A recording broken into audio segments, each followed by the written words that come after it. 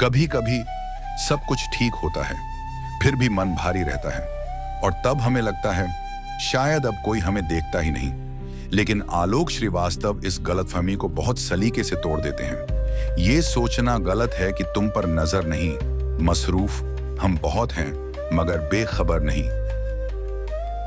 हम वाकई मसरूफ हैं, इतने कि अपने जज्बातों के लिए भी वक्त नहीं निकाल पाते।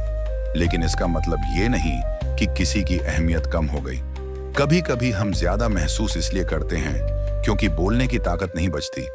अगर आपने भी कभी ये खामोशी ओढ़ी है तो अभी लाइक कर दीजिए, ये वीडियो आपके लिए ही है।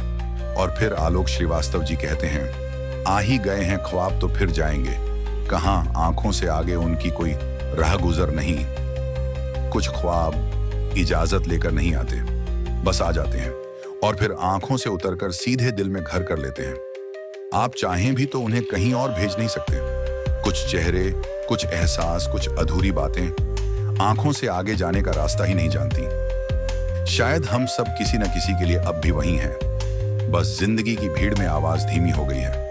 अगर आपको ऐसी शायरी चाहिए जो शोर नहीं करती, बस दिल के पास बैठ जाती है, MHM स्टूडियो, जहां शायरी सुनाई नहीं देती, महसूस होती है।